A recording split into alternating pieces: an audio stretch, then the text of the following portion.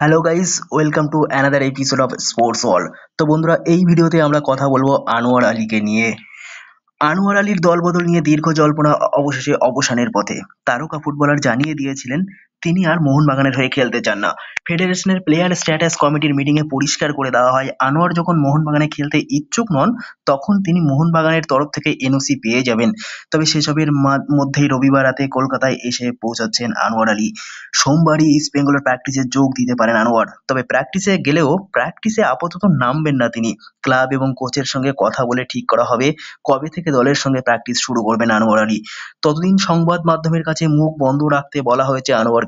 ফেডারেশনের player status committee যেহেতু এখনো রায় দিয়েছে আনোয়ার আর মোহনবাগানের নয়, তাই তা মেনে নিয়েছে মোহনবাগান। তাই ইস্ট বেঙ্গলে যোগ দিতে দেওয়ার জন্য আজ রাতেই শহরে আসছেন আনোয়ার আলী।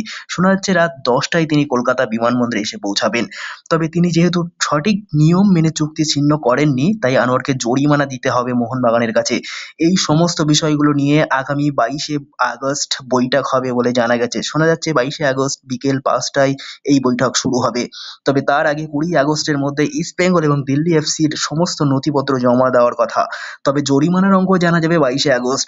তার আগে আনোয়ারকে রেজিস্ট্রেশন করানো যায় কিনা সেদিকে খতিয়ে দেখছে ইস্ট বেঙ্গল ম্যানেজমেন্ট শিবির।